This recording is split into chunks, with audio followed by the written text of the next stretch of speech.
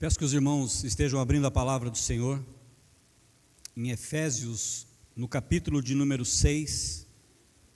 Nós estaremos pregando essa noite em Efésios capítulo 6, no versos de número 11 e versos de número 14. Efésios capítulo 6, verso 11 e 14.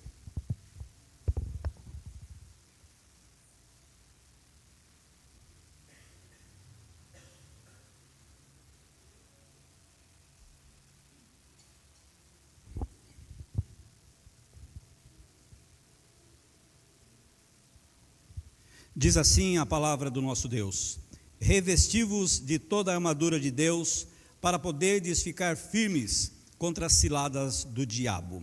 Verso de número 14: estais, pois, firmes, cingindo-vos com a verdade e vestindo-vos da couraça da justiça. Vamos orar, meus irmãos. Pai santo e eterno, nesse momento, ó Pai, em que a sua palavra foi lida e será exposta, ó Deus, nós pedimos que o Senhor leve o nosso pensamento e o nosso coração cativo ao Senhor, que tudo o que pode nos distrair nesse momento, ó Pai, que não haja distração alguma, nem aos nossos olhos, nem à nossa mente, ó Pai, que nós possamos nesse momento nos concentrar pelo poder do Senhor na Tua palavra, ó Deus.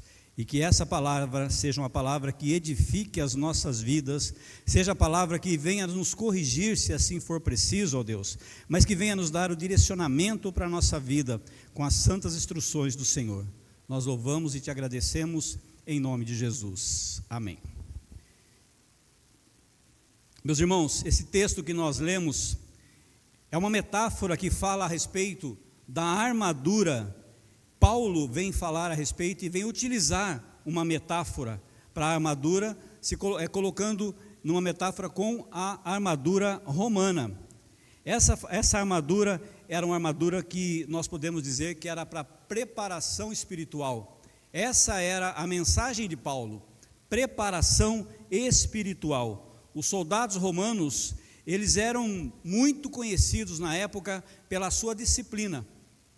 Soldados esses que lutavam bravamente e tinham eficácia na batalha, e eram homens muito conhecidos. Então essa imagem desse soldado romano é que Paulo está usando para falar não da força física, não da força física do soldado ou da força física de cada um de nós, mas da força espiritual, que nós devemos estar preparados espiritualmente para essa batalha. Então, nós vamos tratar essa noite a respeito da importância da armadura de Deus. Efésios, como nós lemos, 6:10, quanto ao mais, sede fortalecidos no Senhor e na força do seu poder. O apóstolo aqui, ele vem fazer uma chamada aos crentes de Éfeso, para que eles estejam fortalecidos no Senhor, mas também na força do seu poder, reconhecendo aí que esse Deus não é um Deus qualquer, mas é um Deus poderoso. Se você voltar um pouquinho em Efésios mesmo, lá no verso de número 12, nós vamos trabalhar o 14, mas se você voltar no verso de número 12, Paulo vem dizer assim: porque a nossa luta não é contra o sangue e a carne, mas sim contra os principados e potestades, contra os dominadores desse mundo tenebroso, contra as forças espirituais do mal nas regiões celestes. Paulo vem descrever aqui que a luta espiritual, a batalha é espiritual e não física. É uma batalha contra as hostes espirituais, contra a maldade que existe nas regiões celestiais, e que muitos de nós, crentes, nos esquecemos disso. Nos esquecemos quando a verdade, quando a palavra de Deus, ela não é pregada. Quando são colocadas dentro de igrejas, palavras que agradam o nosso coração, palavras que nos edificam, mas enchem o nosso ego, e aí há um perigo muito grande, porque nós deixamos muitas vezes de reconhecer, ou essas pessoas deixam de reconhecer, que existe um mundo espiritual e que esse mundo espiritual, ele trabalha na maldade, também na maldade. Portanto, meus irmãos, então a armadura de Deus, ela é uma armadura essencial para que nós possamos resistir ao dia mau, resistir às ciladas que o diabo coloca na nossa frente, coloca na nossa vida. Paulo então destaca que não pode ser vencida essa batalha de forma alguma por força humana. Não há como vencer essa batalha com a força humana, mas essa batalha somente será vencida com a força da armadura de Deus. E ele vem no capítulo 6 de Efésios descrever a respeito dessa armadura. E nós vamos falar hoje a respeito da couraça da justiça. Então nós veremos o que Paulo vem nos orientar a respeito da parte do Senhor Jesus Cristo. Então nós trabalharemos com 3 tópicos, sendo o primeiro que nós aprenderemos a cingir os lombos com a verdade, depois a vestir a couraça da justiça, e por último nós veremos qual é a importância de nós permanecermos firmes na palavra do Senhor. Então no verso de número 14, ele vem nos trazer o seguinte: estais, pois, firmes, cingindo-vos com a verdade e vestindo-vos da couraça da justiça. Essa expressão, cingir os lombos, ela é uma metáfora que remonta aos tempos antigos, aos tempos lá de Roma, a Roma antiga, porque as pessoas usavam roupas longas, vestes longas, e aí para facilitar esse trabalho, para a pessoa poder trabalhar, para poder fazer os seus afazeres, ou até mesmo para estar numa batalha, colocava em torno da cintura um cinto, que facilitaria a vida deles. Então quando você vê cingir os lombos, é isso. Eles colocavam esse cinto, se preparando para poder fazer as coisas, não só do dia a dia, mas também para a luta, porque através desse cinto, eles podiam se mover de uma forma melhor, com agilidade e com segurança. Isso é, as vestes não atrapalharia de forma alguma o que eles iriam fazer. No contexto espiritual, Paulo está chamando então os cristãos para estarem sempre preparados.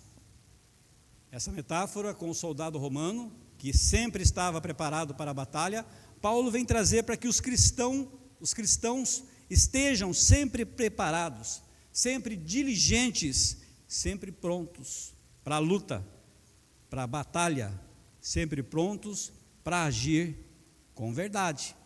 Então isso envolve tanto o entendimento na nossa mente, o entendimento da verdade, quanto a disposição de aplicar na vida prática e na vida diária.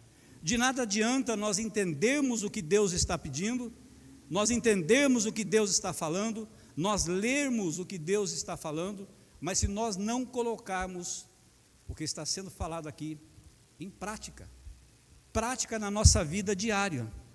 Então o primeiro tópico está falando a respeito da verdade, cingindo-vos com a verdade. Mas o que é essa verdade a qual o apóstolo Paulo está se referindo nessa carta? Nós temos que entender que a verdade, ela pode existir aí duas vertentes, ou ela pode ser entendida de duas formas. Uma verdade, primeiramente, é a verdade objetiva, que é a palavra de Deus e que a Escritura revelam o poder do Senhor através desta verdade. Essa verdade também revela para nós o plano da salvação em Jesus Cristo. É o que nós chamamos da verdade absoluta e a verdade divina. Esta é uma base sólida, é uma verdade sólida, na qual nós devemos construir a nossa fé. Então o apóstolo Paulo, nessa carta, ele está falando a respeito dessa verdade, não da minha verdade, não da sua verdade, porque a verdade pode ser interpretada de diversas formas, e às vezes a forma como há a interpretação pelo próprio cristão é uma forma errônea da verdade, porque ele às vezes vai se basear na sua vivência, vai se basear naquilo que ele está vivendo ou naquilo que ele viveu. e aquilo se torna verdade. Mas nós temos que nos basear na verdade que a palavra de Deus nos traz, nos coloca, que é a palavra que revela o plano de salvação. Uma outra verdade que Paulo vem trazer aqui é a verdade que se refere à integridade e à honestidade do nosso caráter.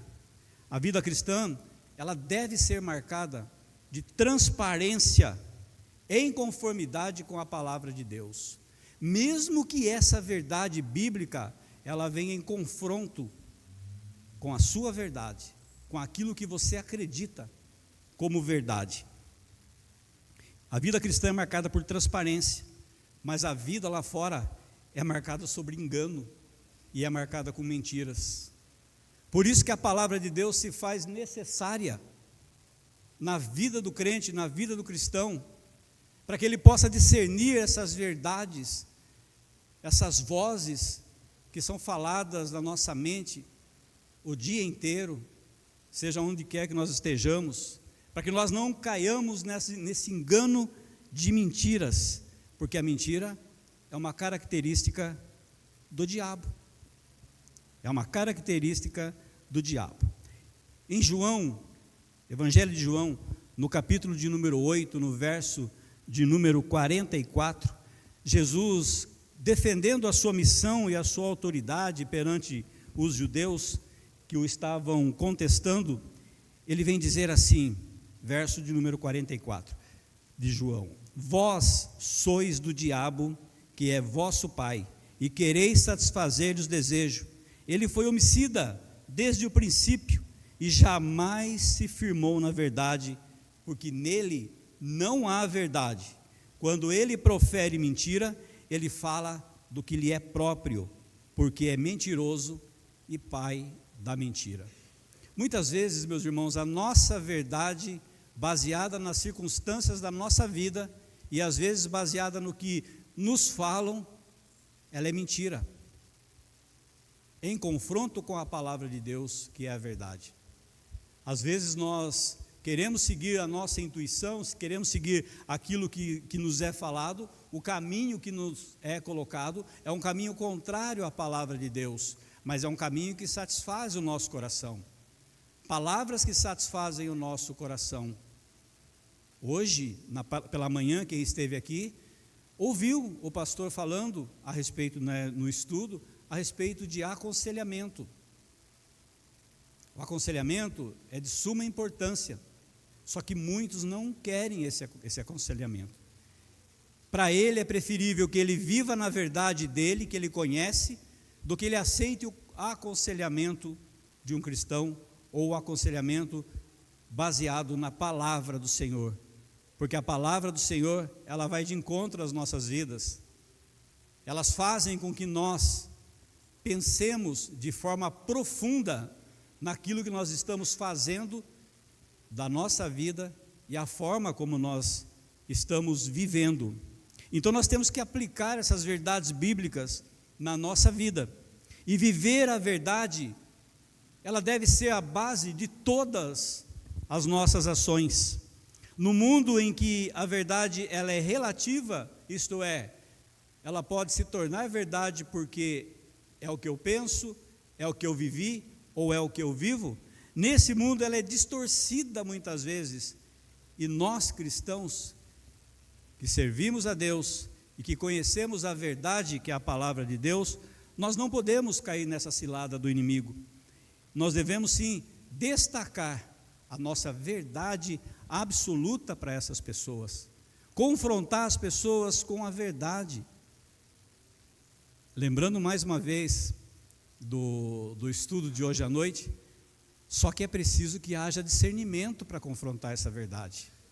De forma alguma você pode pegar essa verdade e mandar a outra pessoa para o inferno, como nós vemos esse confronto acontecendo. Ou você se converte ou você está no inferno. Quem somos nós, meros pecadores, para fazer um confronto dessa forma?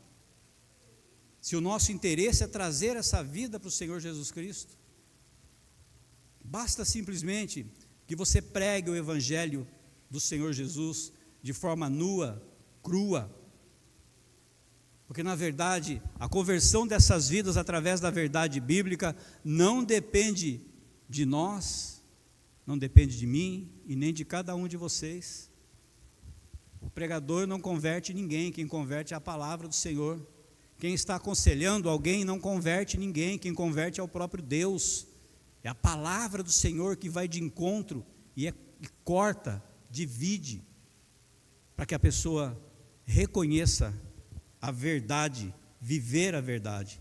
Então nós devemos pensar um pouco e aplicar essa verdade nas nossas vidas, mas em todas as áreas da nossa vida, não deixando área nenhuma de ser aplicada essa verdade da palavra do Senhor, aplicar essa verdade nos nossos relacionamentos, no nosso trabalho, na igreja e nas nossas interações cotidianas. Essa verdade deve governar a nossa vida, governar os nossos pensamentos, governar as nossas palavras, governar as nossas ações. Nós não podemos de forma alguma deixar que a verdade relativa tome conta da nossa vida. E nós temos defesa contra essa mentira. Satanás é o mestre do engano. Uma das táticas usadas por Satanás realmente é distorcer a realidade, é transformar a verdade do nosso Senhor Jesus, a verdade que nos é trazida através da sua palavra. Ele distorce e faz com que essa verdade o crente pense, o crente não acredite mais, porque há uma distorção, porque o nosso coração é um coração pecador, nós somos fruto do pecado, nós somos inclinados para o pecado, e às vezes no confronto que nós temos, nós pensamos, mas será? Mas nós temos que ter a firmeza na verdade de Deus. Um exemplo desse distorcer a verdade está em Gênesis, no capítulo de número 3, no verso de 1 a 5.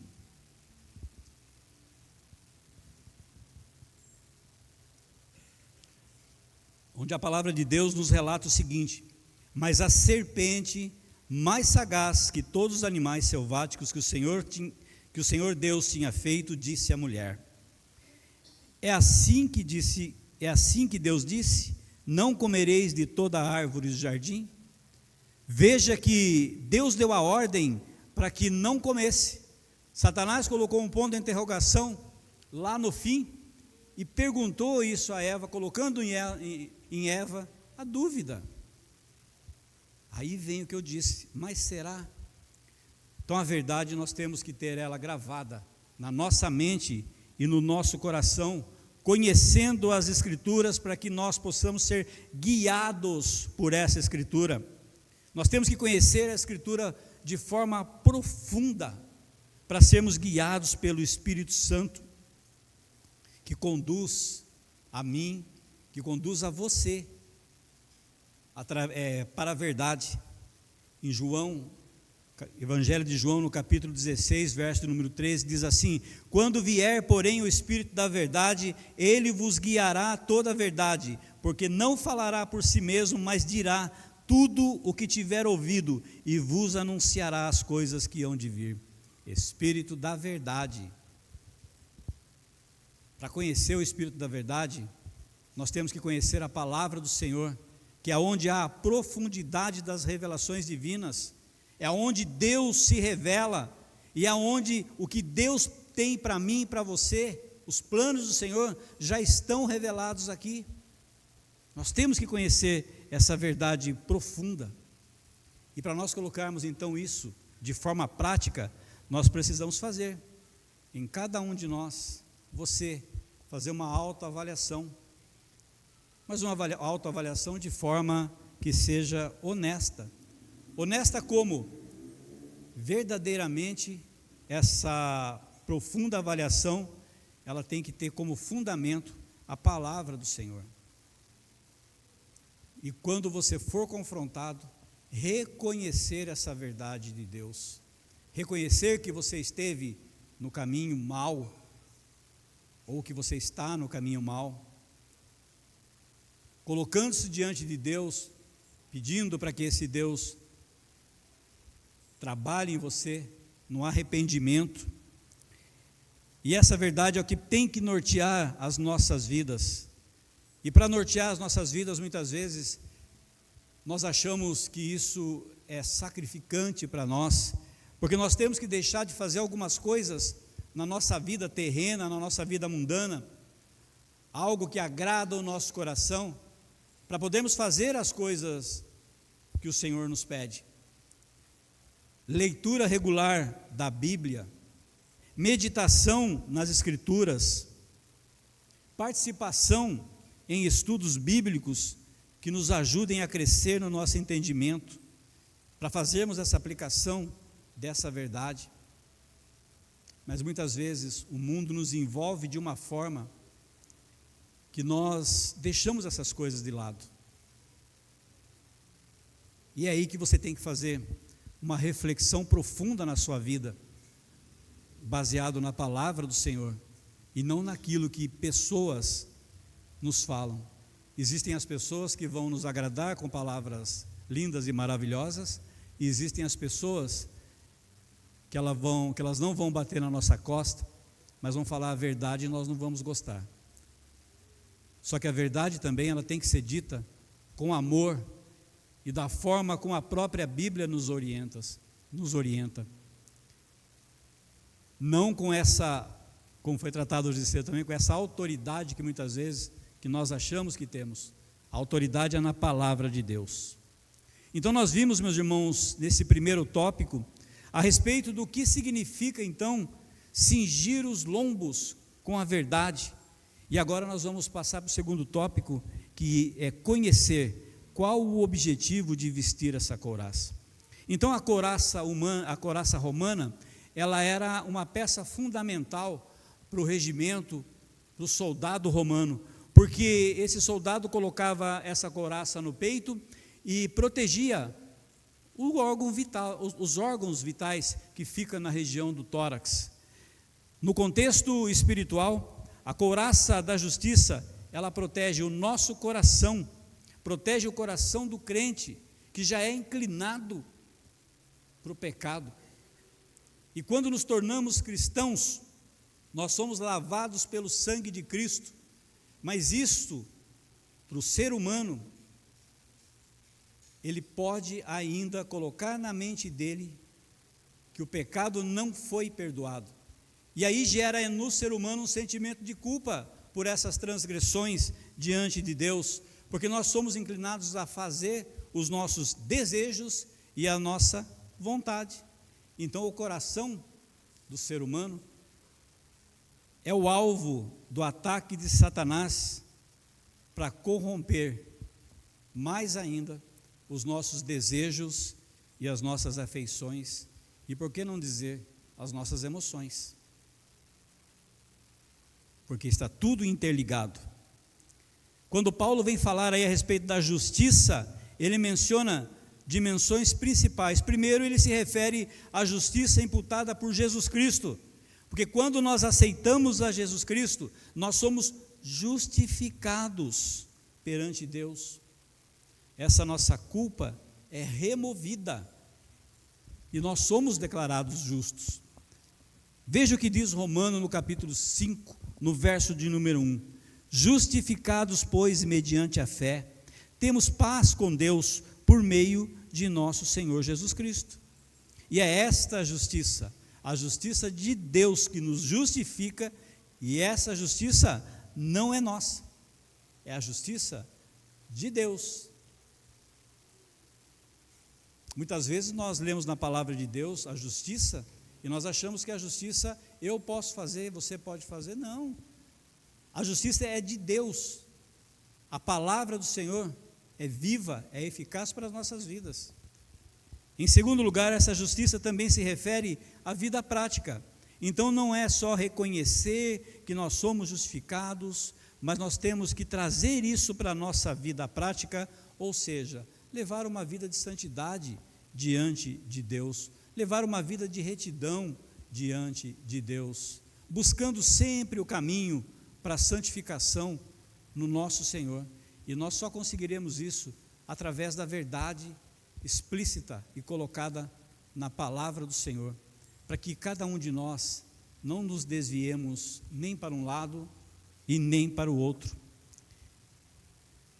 Quando nós trilhamos e caminhamos na retidão, na justificação, na justiça de Deus, essa transformação que nós recebemos, essa transformação interna, ela deve se transformar numa evidência externa.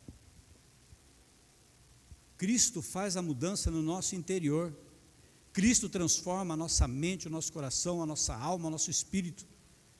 Mas isso tem que ser uma evidência também externa.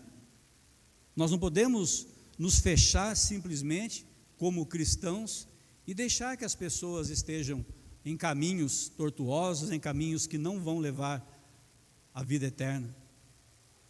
A nossa base, ela tem que ser a verdade bíblica. E a verdade bíblica é que o Senhor Jesus nos envia para pregarmos esse evangelho da paz.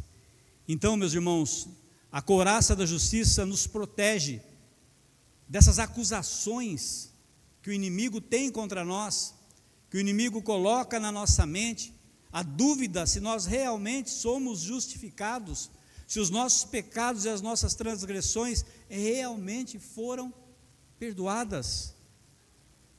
E nós vemos aqui em Romanos que as nossas transgressões foram perdoadas, são perdoadas pelo nosso Senhor. Em Apocalipse, no capítulo 12, no verso de número 10, diz assim: então ouvi grande voz do céu proclamando: agora veio a salvação, o poder, o reino do nosso Deus e a autoridade do seu Cristo, pois foi expulso o acusador de nossos irmãos, o mesmo que os acusa de dia e de noite diante do nosso Deus. Satanás nos acusa de dia e de noite diante do nosso Deus. É uma palavra forte, é uma palavra que faz a gente pensar, e nós temos que refletir mesmo a respeito disso, porque, como eu disse, muitos cristãos esquecem do mundo espiritual, esquecem que existe o mundo espiritual, e nós devemos ter isso na nossa mente, que Satanás vai tentar constantemente encher a nossa mente, o nosso coração, a nossa vida, encher de vergonha e de culpa, fazendo com que cada vez nós nos lembremos dos nossos pecados e das nossas falhas que já foram passadas, que já foram tratadas, que já foram curadas pelo nosso Senhor Jesus. No entanto, quando nós somos revestidos pela couraça da justiça, então, assim nós podemos resistir a essas acusações, sabendo que nós fomos justificados. Resistir a essas acusações. Romanos capítulo 8, no verso de número 1, agora pois já nenhuma condenação há para aqueles que estão em Cristo Jesus. Reconheça a salvação na sua vida, reconheça o poder de Cristo, quando te lavou com sangue. Não permita de forma alguma que dúvidas venham encher a tua mente e o teu coração de culpa, de pecados do passado. Se você já foi perdoado pelo Senhor Jesus, não há nenhuma condenação para aqueles que estão em Cristo Jesus. E quando estamos em Cristo Jesus, que não há essa condenação, nós temos que caminhar para a vida, como eu falei, de santidade. Além de confiar nessa justiça imputada de Cristo, que nós somos também chamados a viver, nós temos que ter santidade e ter retidão com as nossas ações, com os nossos pensamentos. Meus irmãos, a vida cristã, ela não pode ser apenas sobre evitarmos o pecado. Não é sobre somente evitar o pecado, mas também é sobre buscarmos o caminho da santidade, que através desse caminho de santidade é que nós estaremos expressando para as outras pessoas o amor que Cristo tem por nós, o amor que Cristo tem por você. Nós somos chamados para essa vida de santificação. 1 Pedro, capítulo de número 15, perdão, 1 Pedro, capítulo 1, verso 15 e 16, diz assim: pelo contrário, segundo é santo aquele que vos chamou, tornai-vos santos também, vós mesmo, em todo o vosso procedimento. Porque está escrito: sede santos, porque eu sou santo. É o chamado de Cristo para o seu povo, para aqueles que são redimidos pelo sangue do Cordeiro. Mas caminhar nesse caminho da verdade, nesse caminho da santificação, nesse caminho de ser santo, exige de nós algumas coisas, exigem algumas escolhas diárias, para que nós possamos mostrar essa devoção. Nós temos que ter então, a nossa vida envolve uma vida de oração, uma vida de estudo da palavra, uma vida de comunhão com os crentes, uma vida de testemunho que glorifica a Deus. É interessante a gente reconhecer que a comunhão com os outros edifica a nossa vida. Nós nos tornamos mais fortes quando estamos juntos. Não podemos fazer com que o corpo de Cristo viva separado, viva adoecido. Quando nós reconhecemos que fazemos parte do corpo de Cristo, nós nos fortalecemos, um irmão fortalecendo o outro, um irmão admoestando o outro, um irmão chamando o outro para orar, para falar e conversar a respeito da verdade do Senhor. Então pense, uma das formas de assegurar que estamos vivendo, que estamos vestindo essa couraça, é você viver em comunhão com o seu irmão. Viver em comunhão com o irmão não quer dizer que você precise aceitar tudo que ele pensa de você, ou todo o pensamento dele. Pensamento, cada um tem o seu. Verdade relativa, cada um tem a sua. Mas quando nós nos unimos em corpo de Cristo, em comunhão, é para que cada um de nós possamos ser edificados, um pela vida do outro. Aquelas lutas, aquelas tribulações, elas se tornam mais leves quando nós confiamos no corpo de Cristo. E nós temos algumas formas de assegurar se nós estamos vestindo realmente essa couraça da justiça no nosso dia a dia. Então eu quero que você pergunte para você mesmo, se você está vivendo de forma que a sua vida reflete a justiça de Cristo. Se a maneira como você está vivendo hoje, as pessoas ao seu redor olham para você e veem uma diferença de você lidando com as suas tribulações, lidando com os momentos difíceis que você passa, lidando com as suas tentações. O mundo não sabe reagir a isso. O mundo, quando passa por tentação, quando passa por provação, quando passa por tribulação, eles têm a reação própria deles. O cristão tem que reagir. A nossa reação tem que ser pautada e baseada na palavra de Deus. E nós temos que trazer segurança em Cristo para essas pessoas que passam por essas tribulações e se desesperam de uma forma que chegam a tirar a própria vida.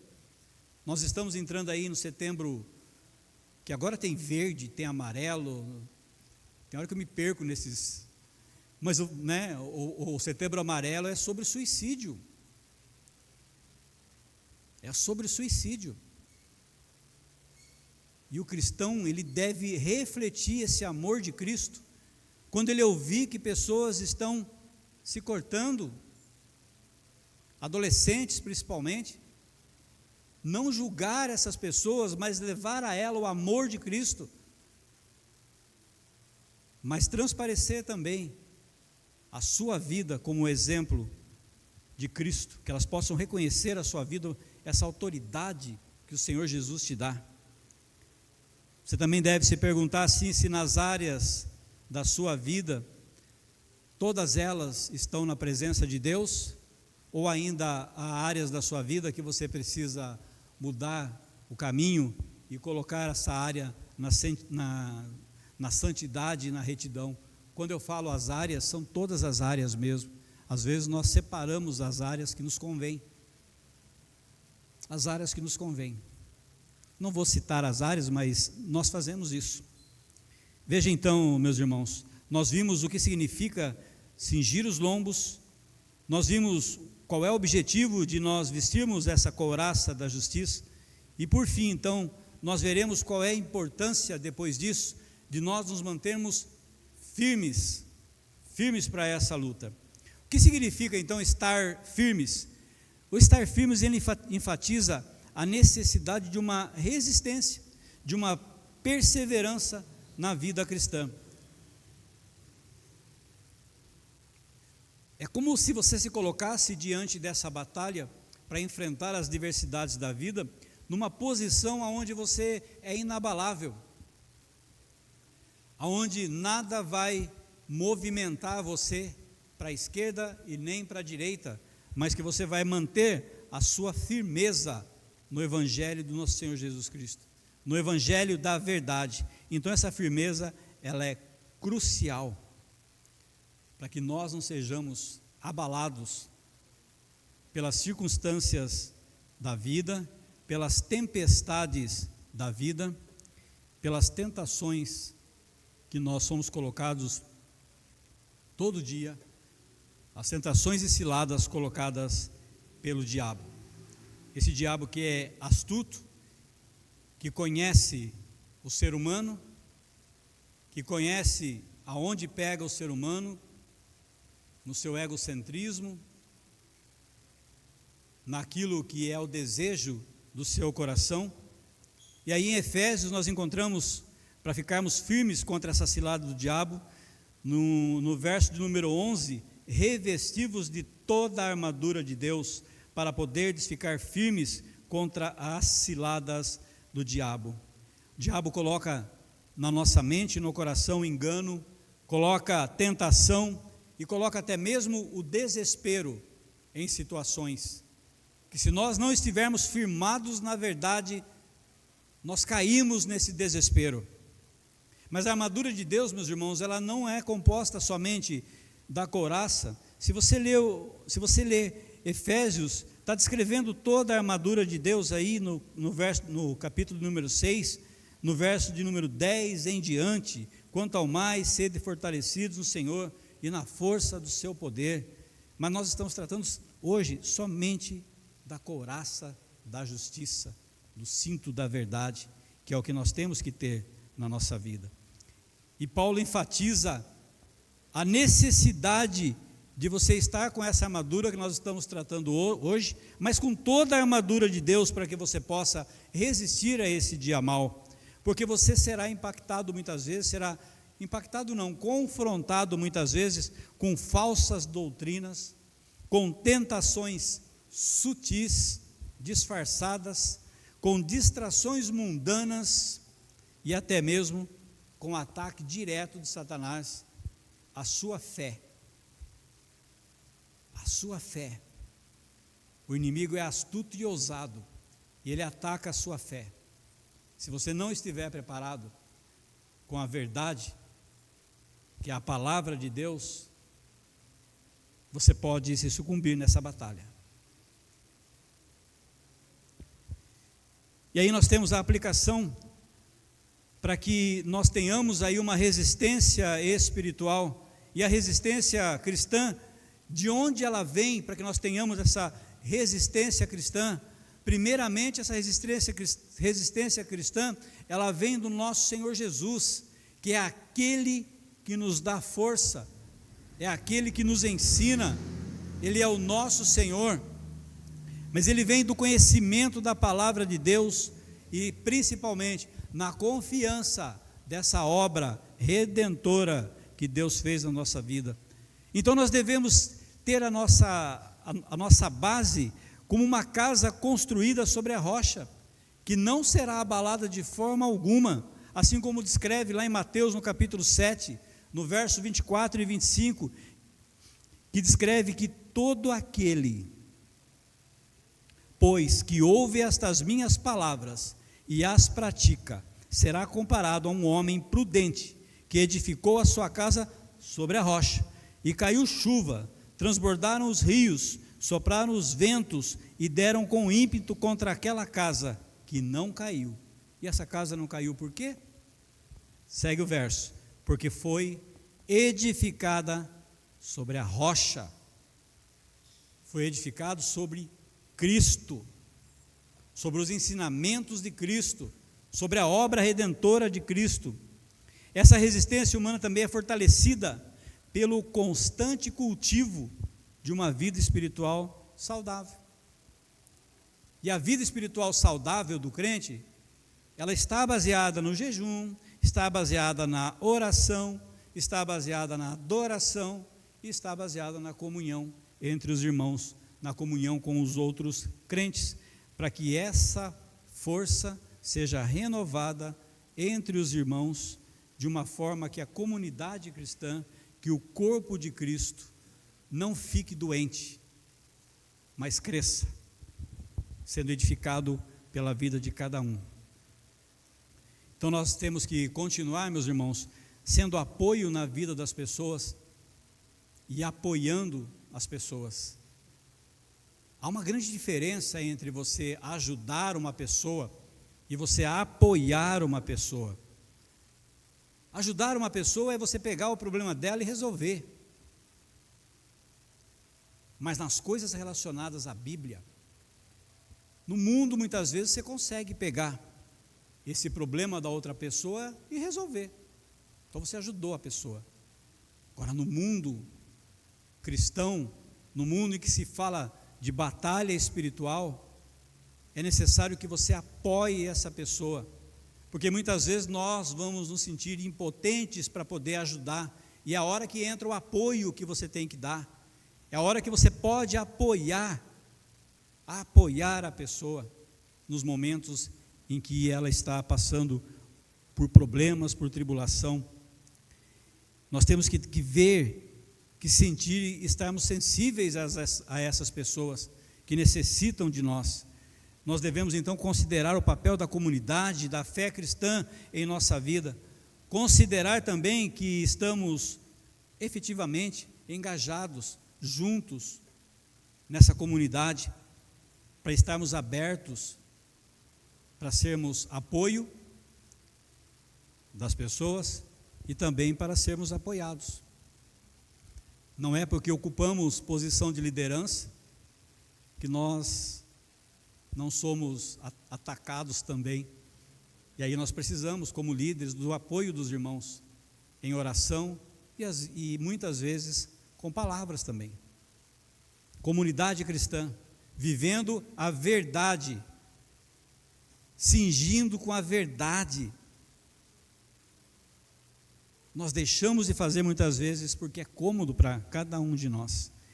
Então Efésios capítulo 6, verso 14, ele nos chama para estarmos preparados para essa batalha espiritual, para vivermos aí uma vida com fundamento na verdade, não apenas que estejamos alertas a esse perigo, mas que estejamos juntos como comunidade cristã. Vamos orar nesse momento, encerrando essa palavra que Deus nos trouxe.